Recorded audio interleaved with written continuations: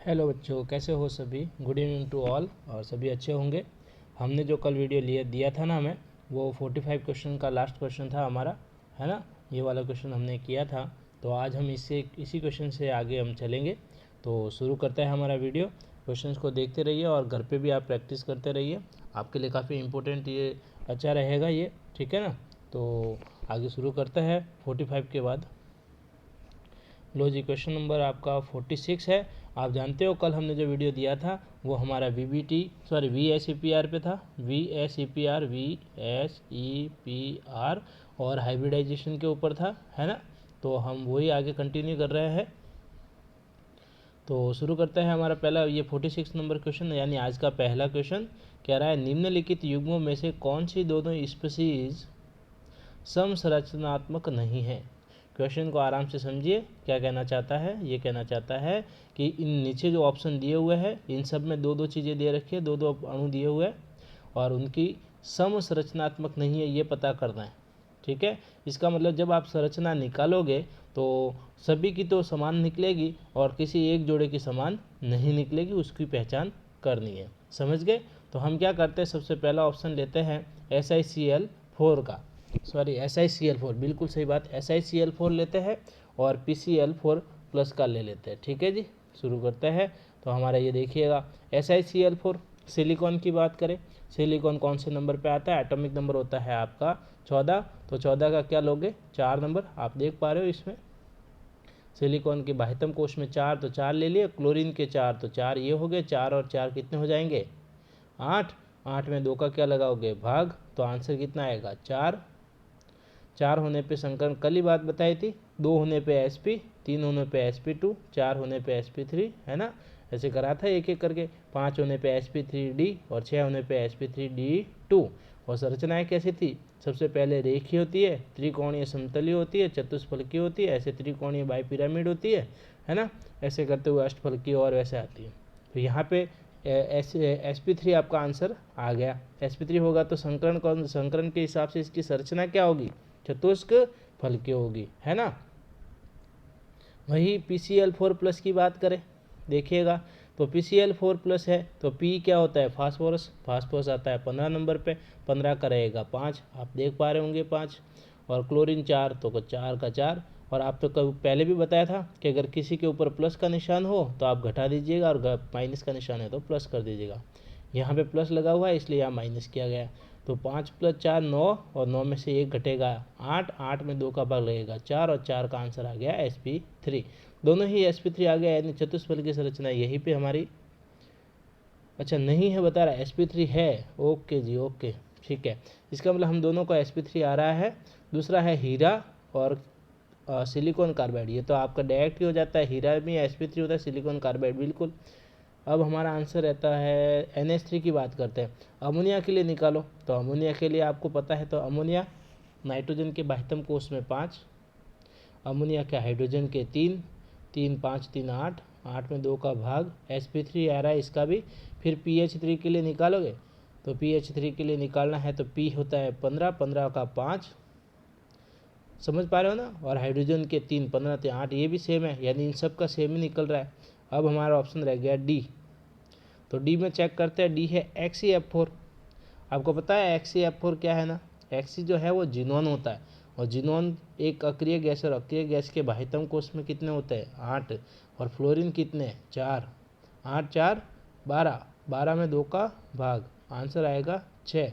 6 होगा तो Sp3D2, Sp3D2 देखो दिख पा रहा है और इसकी वजह से इसकी संरचना जो है वर्ग समतलीय बन रही है, ऐसा कुछ बता रहा है वो, है ना। अगर हम बनाने जाएंगे तो वर्ग और 4 होगी, बिल्कुल वर्ग समतलीय हो जाएगी, ऊपर और नीचे लॉन पे रहेंगे इसके, और 4F इस तरह से रहेगी। एक है XeF4, और XeF4 की आप यहाँ पे अगर बनाने नहीं जाए तो डायरेक्ट देख लीजिए, XeF4 के बाह्यतम कोश में Xe है यहाँ पे भी, तो Xe है, Xe का होता है 8। और आप देखिए ऑक्सीजन को तो जोड़ा नहीं जाता है, थोड़ा आगे डिटेल में करवा देता हूँ, सुनिएगा।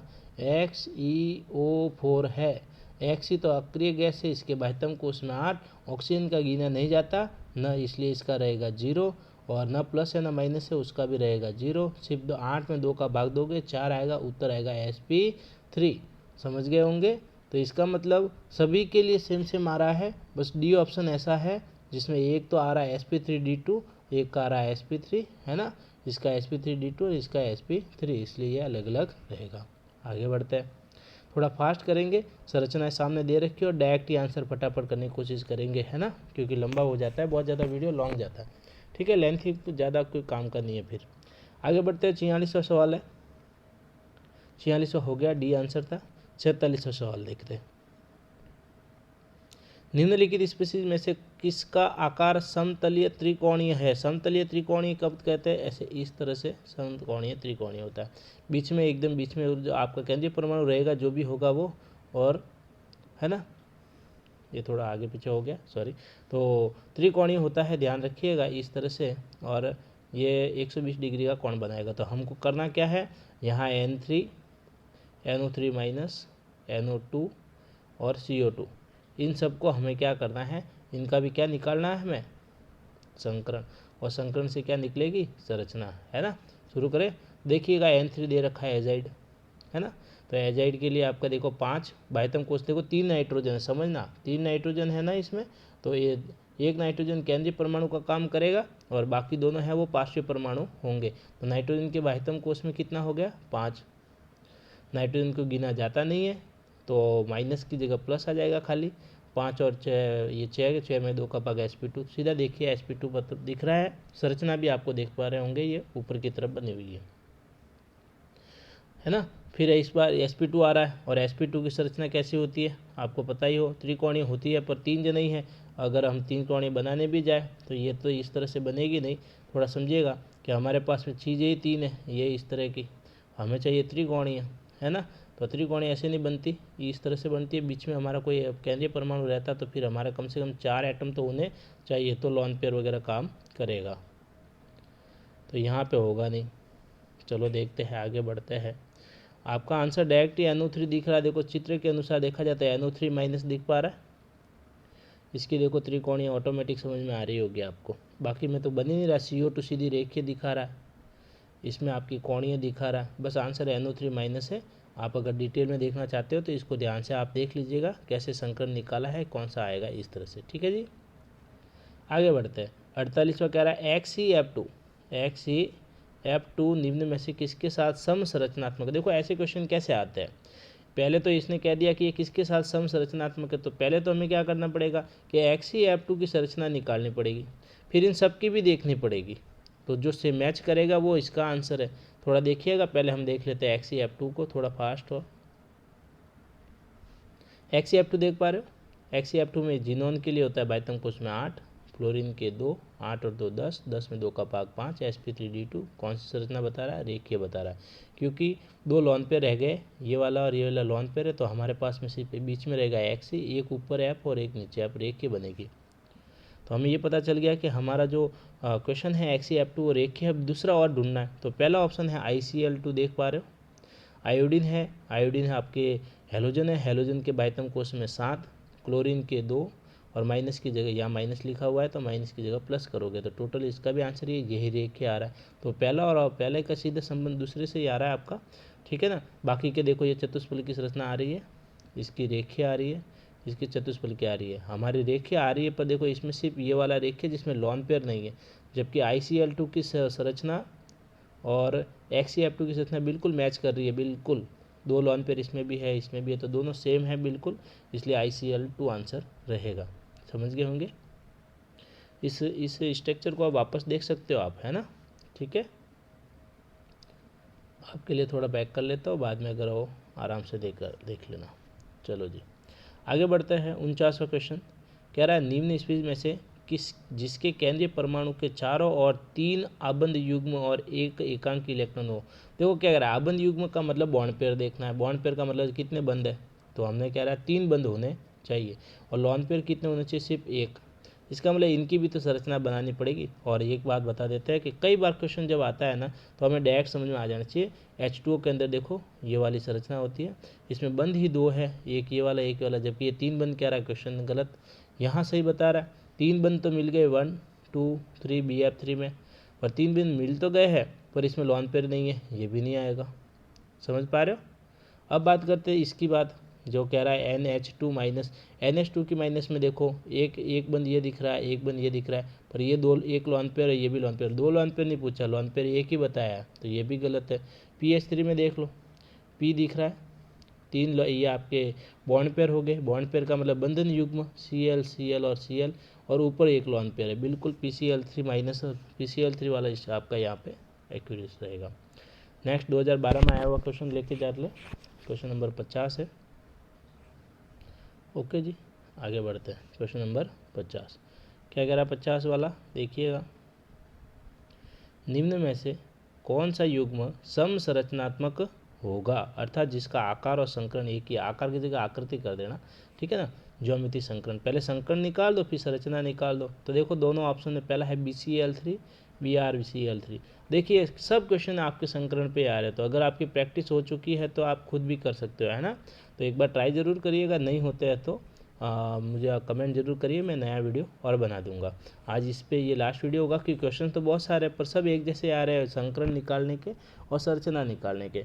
तो रिपीटेड क्वेश्चन बार बार वैसे ही आते हैं, तो फिर देख लीजिए आप, है ना थोड़ा सा। चलो देखते हैं 50वां क्वेश्चन है। ये कह रहा है कि समसंरचनात्मक है, तो हम पहले BCl3 और सबका एक एक करके लेंगे, ठीक है। क्वेश्चन नंबर 50 की बात कर रहे हैं, हाँ जी। तो पहला है BCl3, लो जी BCl3।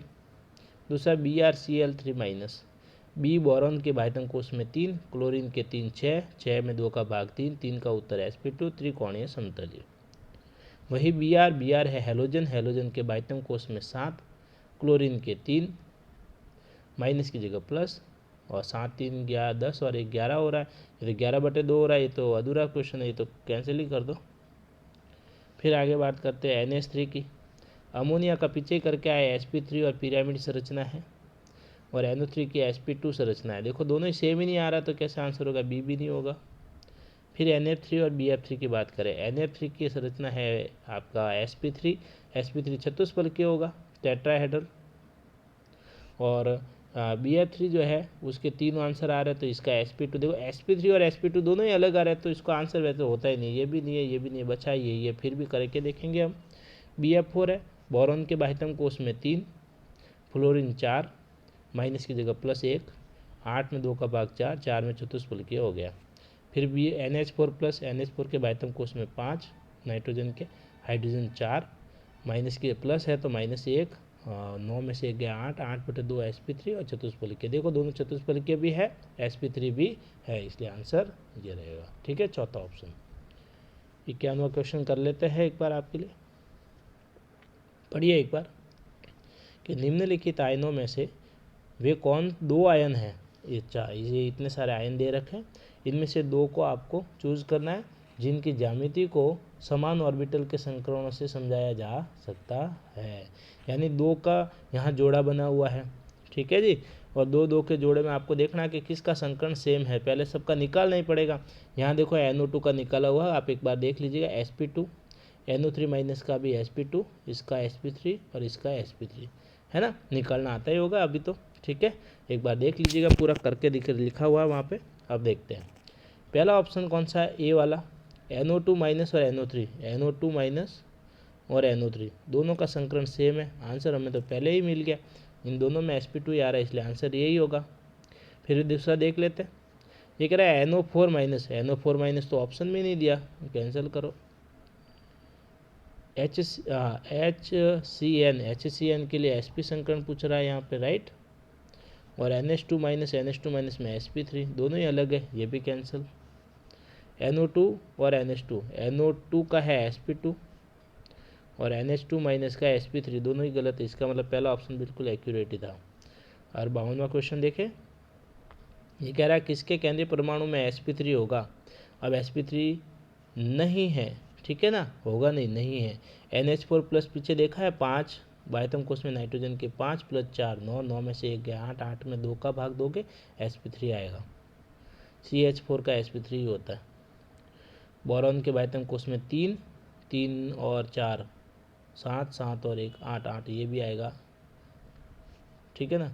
क्या हो रहा है, हाँ ठीक है, तो यहाँ पे हमारा answer BF3 CH4, BF4 -1 CH4 और NH4 सबके sp3 है, खाली एक ही बचा है sp4 SF4, S सल्फर होता है 6, बाह्यतम कोश, इसके रहेंगे 4, 6 और 4 10, 10 में 2 का भाग दोगे 5 आएगा, तो 5 तो sp3d होता है, इसलिए ये आंसर रहेगा। जिसकी चतुष्फल की संरचना नहीं होगी और sp3 नहीं होगा। क्लियर है? आगे बढ़ते हैं।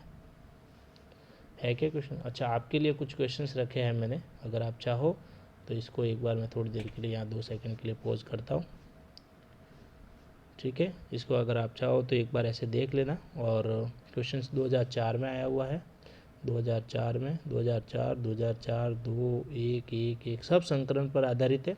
अगर ऐसा कोई क्वेश्चन नहीं हो पा रहा है तो मुझे कमेंट में ज़रूर कर दीजिए, दे दीजिएगा। ठीक है, हम ज़रूर करेंगे इन क्वेश्चंस को। ठीक है जी, ये क्वेश्चन सही है अष्टफलकीय के लिए। और ये सब कुछ, ये देखो क्या लिखा हुआ है। एक क्वेश्चन ऐसे ही देख लेते हैं हम। कह रहा है mx6 है, 180 डिग्री कोण बनाने वाले बंदों की संख्या कितनी होगी। ठीक है ना, mx6 होने पे आपका अष्टफलकीय होता है, और x x x x और ऊपर x और नीचे भी ये होता है। तो 180 का मतलब एक तो ये वाला 180 बनेगा इन दोनों के बीच में, समझ पा रहे हो। फिर ये वाला भी 180 रहेगा इस x के बीच में और इस x के बीच में। फिर ये भी रहेगा, ये x के बीच में 180 और एक ये ऊपर और नीचे। टोटल हमारे हिसाब से 3 आंसर आएंगे, और तो बचा ही नहीं। बाकी तो 90 डिग्री बनाएंगे, ये 90 ये 90 90, हाँ बाकी 90 डिग्री बना रहे, 3 आंसर होगा, है ना। ऐसे क्वेश्चन ट्राई ज़रूर कर लीजिएगा। ठीक है ना, तो ये लीजिए आप क्वेश्चन ट्राई करें। ठीक है, इसका भी होगा तो आप कमेंट करोगे तो इसका भी सोल्यूशन इसी पेज का पूरा वापस कर देंगे। आगे बढ़ते हैं। हाँ जी, 52 कहाँ गया, पीछे था। ओके ठीक है, बात करते हैं 53 पे।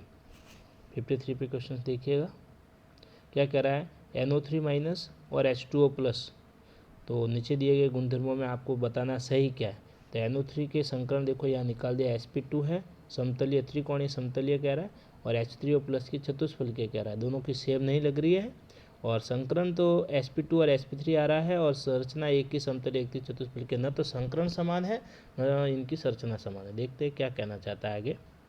केंद्रीय परमाणु का एक जैसा संकरण तथा उनकी अलग नहीं, संकरण भी अलग अलग है, गलत।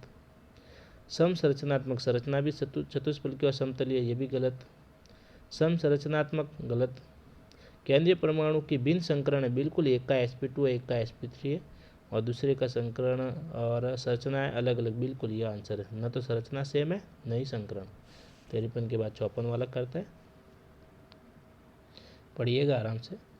निम्नलिखित स्पीशीज में से किसी एक के केंद्रीय परमाणु के संकरण का प्रकार वैसा नहीं है जैसा कि अन्य 3 केंद्रीय परमाणु का है।